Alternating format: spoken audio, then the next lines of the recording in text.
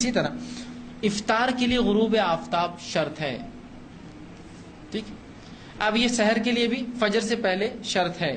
فجر مثال کے طور پر گھڑی بند ہو گئی, آپ اٹھے اور گھڑی میں 4 بج رہے تھے, آپ نے کہا ماشاءاللہ دیر ہوئی لیکن ٹائم پر اٹھ گئے 4 بج رہے, کھانا کھا لیا اور پتہ چلا جب تو 5 بج رہے تھے, اور اورنگ آباد میں 5 بجے سحر کا وقت ختم ہو جاتا ہے, تو ظاہر سی بات ہے آپ کا روزہ ہوا نہیں. غلطی سے بھی اگر وہ ہوا تو بھی آپ کا روزہ اس دن کا نہیں ہوا, آپ کو بعد رمضان اس روزے کی ایک قضا رکھنی ہوئی. اسی طرح افطار کے لیے غروب آفتاب سورج کا ڈوبنا شرط ہے, لہٰذا سورج ڈوبنے سے پہلے غلطی سے کھا لیا تو بھی آپ کا روزہ ٹوٹ جائے گا اور بعد رمضان اس کی ایک قضا کرنی ہوگی. یہ کہاں ہو سکتا ہے؟ مثال کے طور پہ آپ گھڑی آدھی ہے آگے رکھنے کی 10 منٹ, اور ایسی جگہ جہاں مسلمانوں کی تعداد نہیں ہے, آپ سفر کر رہے ہیں, ہاتھ میں کچھ ہے یا آفس میں ہے, آپ کو لگا رہے 7-10 تو ہو گئے, اور وہاں میں 7-10 وقت ہے سحر افطار کا, اور آپ نے کھا لیا اور بعد میں یاد آیا کہ گھڑی تو 10 منٹ آگے تھی, ابھی تو غروب آفتاب نہیں ہوا تھا, لہٰذا اس روزے کو آپ کو پھر دہرانا پڑے. غروب آفتاب شرط ہے.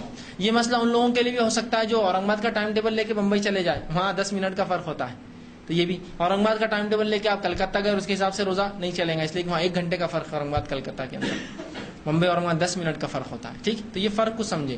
تو آپ کو جس زمین پر ہو وہاں کے اعتبار سے غروب آفتاب سورج کا ڈوبنا افطار کے لیے شرط ہے.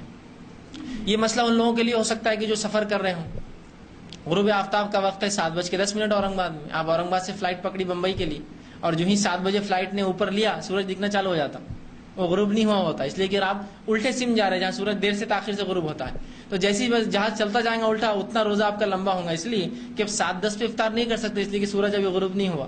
جس علاقے میں آپ جا رہے ہو آپ سے 10 منٹ پیچھے چلتا ہے, تو گویا 7:20 ہو جائیں گے آپ کو افطار کرنے کے لیے, تو آپ کو کرنا. یہی معاملہ ہو سکتا ہے کہ آپ کہیں سے سواری میں سوار ہوئے اور سعودی عرب جا رہے ہیں, الٹے سمت, ادھر سم جائیں گے تو سورج غروب ہو جاتا ہے, الٹے سم جا رہے ہیں. ٹھیک ٹھیک.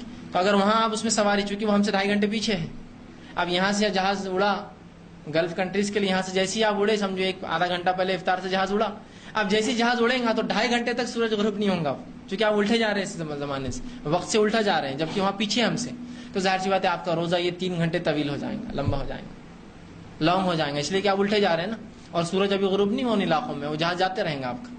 ٹھیک. تو غروب آفتاب شرط ہے جس آپ حالت میں جس زمین پر آپ ہو. یہ نہیں کہ اورنگ آباد میں 7:10 پہ ہو گیا, ابھی جہاز میں تو کب تک بھی دکھتا رہیں گا سورج, کھا لو, نہیں ہوگا. غروب آفتاب شرط ہے, تو لہٰذا آپ انتظار کریں گے کہ وہاں پہنچ جائے, اس کے بعد جو ہے آپ جب غروب آفتاب کا یقین ہو جائے, اور سن سیٹ لکھا ہوا, ہر جہاز میں لکھا ہوا آتا ہے اس جگہ کے, اس سے پوچھنا پڑے گا کہ غروب آفتاب کیا ہوا, وہ آپ کو بتائیں گے کہ ہاں ہو گیا.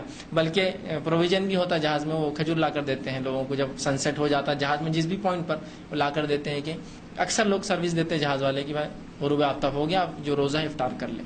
ٹھیک. تو بہرحال آپ کو انتظار کرنا.